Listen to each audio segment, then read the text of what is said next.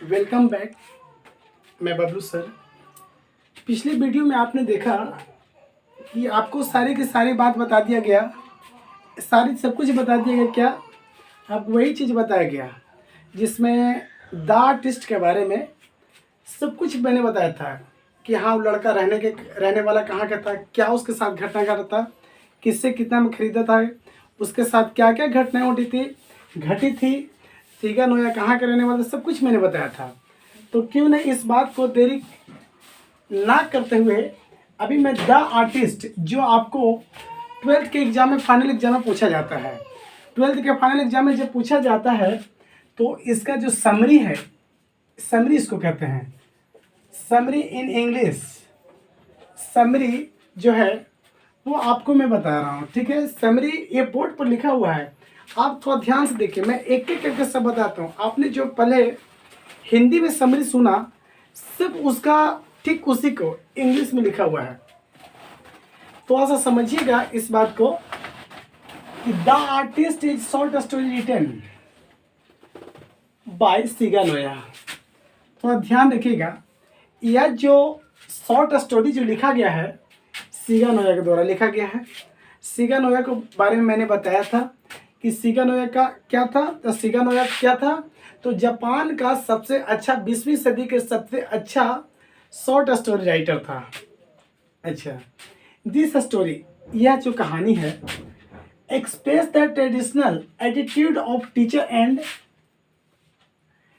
And parents towards education and children upbringing. कहने का मतलब हो गया, यह जो कहानी है टीचर और पेरेंट्स और बच्चों के बीच एजुकेशन से संबंधित किस प्रकार से अपग्रेड करना है, किस प्रकार से उसका ग्रो करना है, बच्चों को किस प्रकार एजुकेशन के मामले में आगे आकर्षित करना है, बच्चे कहाँ पे ध्यान भटकते हैं, इस विषय से संबंधित बना हुआ है।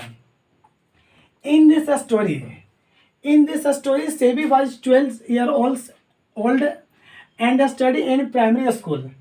इस कहानी में क्या है, मैंने पिछले वीडियो में आपको बताया था, ये पार्ट 2 वीडियो है। ऐसे पहले भी शुरू मैंने भी बताया था कि इस कहानी में ये बताया था शुरू में कि जो सेबी है वह लड़का 12 साल का है। तो ध्यान रखिएगा, ऑब्जेक्टिव में पूछा जाता है, यह 12 साल का लड़का है, स्टडी इन प्राइमरी स्कूल। और कहाँ पढ़ता है, तो वह प्राइमरी स्कूल में पढ़ता है। He lived in Harbour Town. आपसे प्रश्न पूछा जाए कि where was Seibei lived, where was Seibei lived, तो आपका रिप्लाई आना चाहिए Seibei was lived in Harbour town.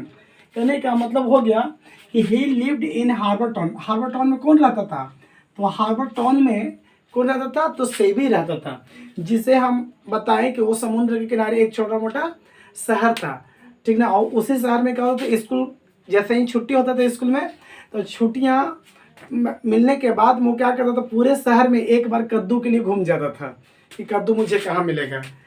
ऐसा वह उस क्या हो गया था, लगाव लग गया था, ऐसा वह जुड़ गया था। समझो कि कद्दू से उसे बहुत, मतलब कद्दू में उसे बहुत इंटरेस्ट था। Seibei interested in gourds. उसे कद्दू में क्या था, इंटरेस्ट ज़्यादा हो गया था, ठीक है। And painting when we got time. जब भी उसे लगता कि मेरे पास कोई टाइम नहीं है, एक्स्ट्रा टाइम है, कुछ समय बचता, तो क्या करता था, कद्दू को खरीदता, देखता, उसके बाद वो पेंटिंग शुरू कर देता था। His father did not like it. उसके पिताजी इन सारी बातों से जो सेबी करता था वो बात को नापसंद करते थे कि बेटा पढ़ाई लिखाई पर ध्यान दो, ये सब काम मत करो, ठीक है। और उसके पिताजी क्या थे, उसके पिताजी कारपेंटर थे, उसके पिताजी क्या थे, कारपेंटर थे, ठीक है। देखिए, one day he bought 5 inches gourd by old women in 10 एन। एक दिन क्या होता है कि एक बूढ़ी औरत से 10 रुपये में, 10 एन में, जापान की मुद्रा को एन कहा जाता है, सेन कहा जाता है, दोनों, 10 रुपये में क्या करता है, 10 एन में वो 5 इंच का कद्दू खरीदता है, 5 इंच का कद्दू खरीदता है। दिस गोड इज वेरी अट्रैक्टिव। यह जो गोड है बड़ा अट्रैक्टिव है, बड़ा सुंदर और आकर्षक था। वन डे, एक दिन क्या होता है, one day he took that goed to school and started colouring it under the table there. क्या जाता है कि स्कूल में जाता है और 5 इंच का बोर्ड कर लेकर के जाता है और बेंच के नीचे क्या करता है, पेंटिंग डेंटिंग करना शुरू कर देता है। पेंटिंग करना शुरू कर देता है। देखिए आगे क्या होता है, the teacher caught from work and take a 5 inch gourd and after that the teacher came to सेवे हाउस। एक दिन क्या होता है कि जब पेंटिंग कर रहा था उसी क्रम में सेवे को टीचर पकड़ लेते हैं। जब सेवे को जब टीचर पकड़ लेते हैं तो क्या करता है, उससे 5 इंच का गोड टीचर छीन लेते हैं और वो छीन करके किसी वहाँ पे स्कूल में काम करने वाले एक कर्मचारी को फ्री में ऐसे ही दे देते हैं।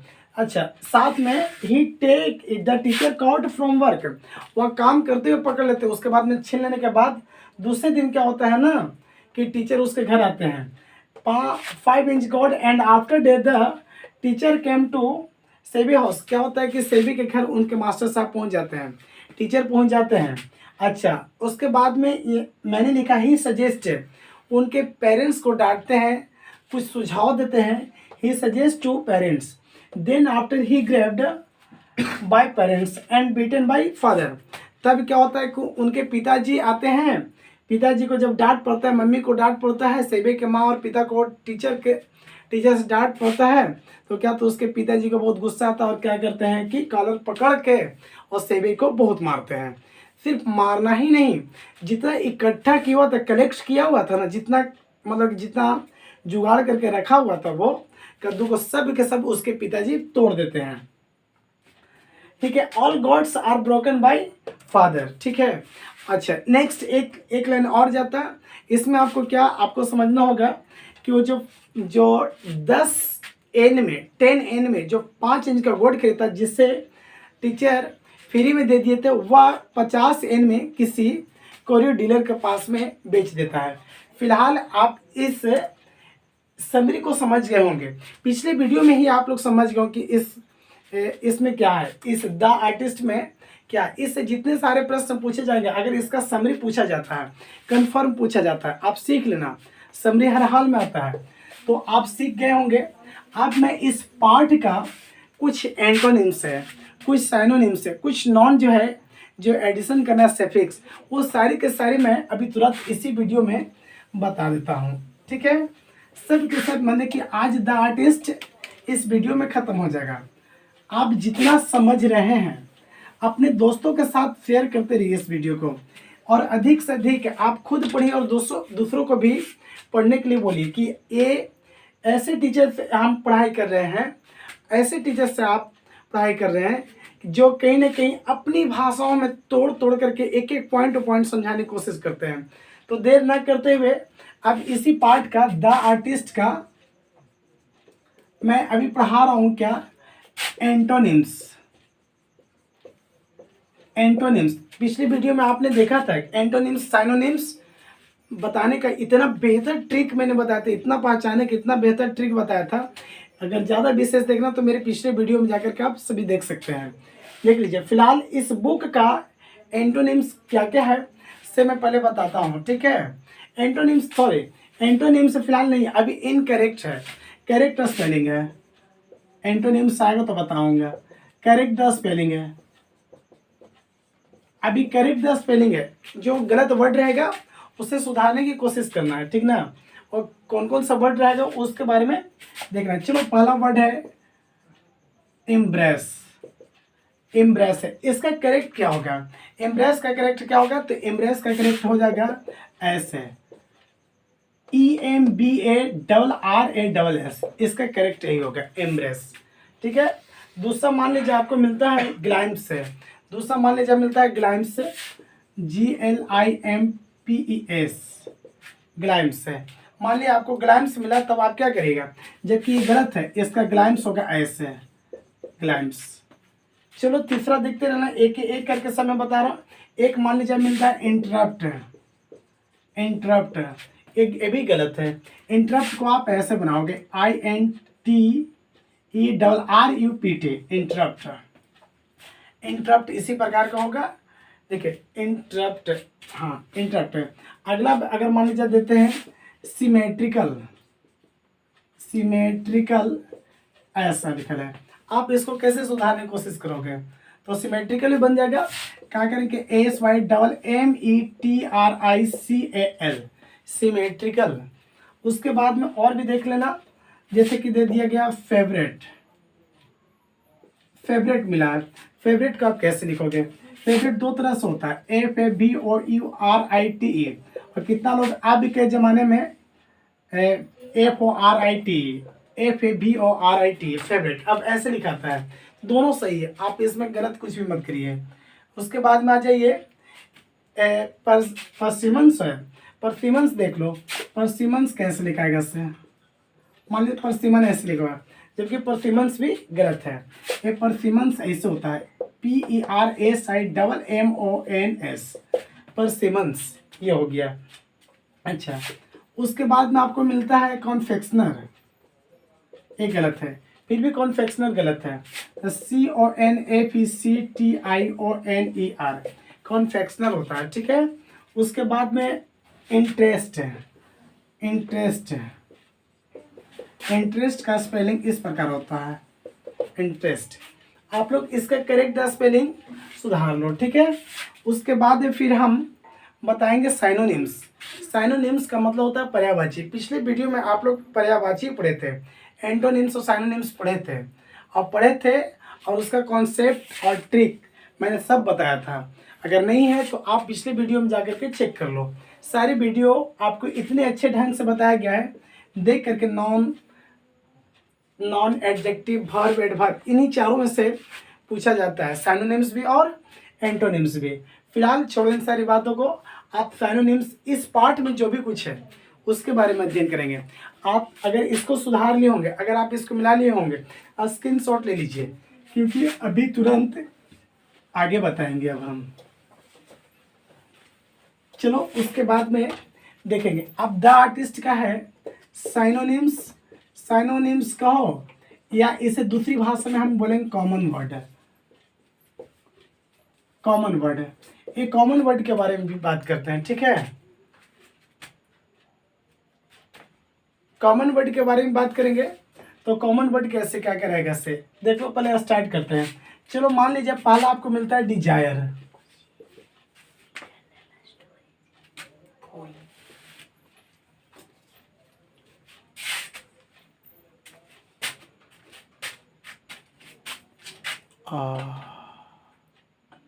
गिल्लो। देखिए साइनोनिम्स के बारे में बात बता रहे हैं, जिसको हम कॉमन वर्ड कहते हैं। और कॉमन वर्ड में इसमें आ गया जैसे डिजायर, डिजायर आ गया। इस पार्ट के अंतर्गत जो भी कुछ है सब के बारे में बताया। डिजायर को हम साइनोनिम्स का क्या बता सकते हैं, तो इसको हम बोलेंगे लव, इसी को हम बोलेंगे लव बोलेंगे। अच्छा, डिजायर जो हम लिखे इसको हम बोलते हैं पैसन, ठीक है। अगर मान लीजिए अगर पैसन मिल जाता बुक में आपको, अगर पैसन अगर होगा तो आप लव और डिजायर लिख दीजिए। अगर लव मिलता है तो पैसन और डिजायर लिख दीजिए, कुछ भी आपको मिलता है। अगर पैसन भी हो सकता है, ऐसा नहीं पैसन ही शायद है, पैसन ही है, तो पैसन को हम क्या लिखेंगे, लव और डिजायर लिखेंगे। अच्छा, मान लीजिए एब्जॉर्ब्ड लिख देते हैं, एब्जॉर्ब्ड, इसको आप क्या क्या लिखेगा, इसको लिखेंगे इमर्स्ड, इसको लिखेंगे हम इमर्स्ड एंड लॉस्ट, हम दोनों लिख देंगे, इमर्स्ड एंड लॉस्ट लिखेंगे। अच्छा, उसके बाद में लिखेंगे स्टार्टल्ड, स्टार्टल्ड है, अगर यही आपके बुक में है तब इस सिचुएशन में क्या करिएगा, सरप्राइज्ड, सरप्राइज लिखिए। उसके बाद में अमेज्ड लिख दिए। ये जान लीजिए एक साइनोनिम्स होता क्या है, पर्यायवाची शब्द, यानी कि इसका दो शब्द हम बना रहे हैं, ठीक है। ये आपके बुक से है, सारे के सारे सब बुक से, ठीक ना, मैं एक भी बाहर नहीं बता रहा हूँ। चलिए, ए मिस्टेक, मिस्टेक को हम क्या कहेंगे, तो मिस्टेक को बोलेंगे एरर, एरर बोलेंगे। और फॉल्ट भी कहते हैं इसको, एरर जिसको मिस्टेक का मतलब गलती होता है ना, उसी को बोलेंगे। चलो अगला देख लीजिए, प्रीसियस, प्रीसियस को क्या कहेंगे, इसको बोलेंगे वैल्यूएबल, इसको क्या कहेंगे, वैल्यूएबल। और दूसरी भाषा में हम कहेंगे इसको कॉस्टली।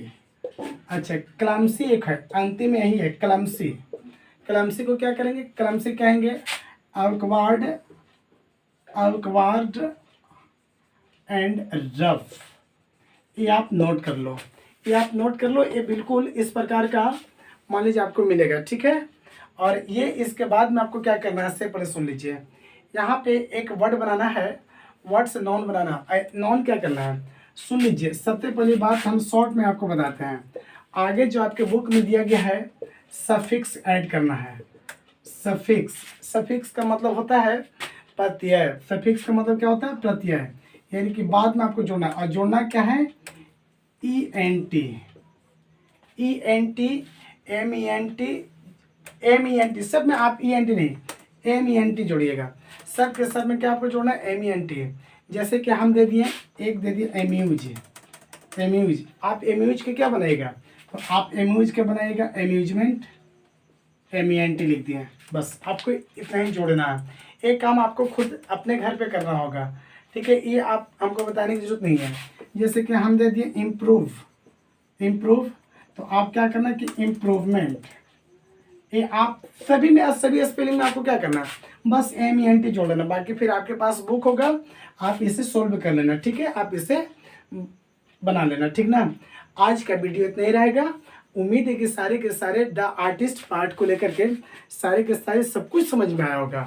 बस अगर अच्छा लगा होगा तो आप लाइक जरूर करें। जब वीडियो देखते हैं तो अंत तक देखिए, एक भी कुछ छूट ना जाए। उसके बाद में अगर अच्छा लगता है तो लाइक करिए और अपने दोस्तों के साथ, सहपाठियों के साथ शेयर भी करिए। अगर नए हैं तो फिर सब्सक्राइब भी करिए, ताकि आपके पास वीडियो पहुंच जाए, मेरा वीडियो, हर वीडियो आपके पास पहुंच जाए और आप आसानी से देख सकें। जय हिंद।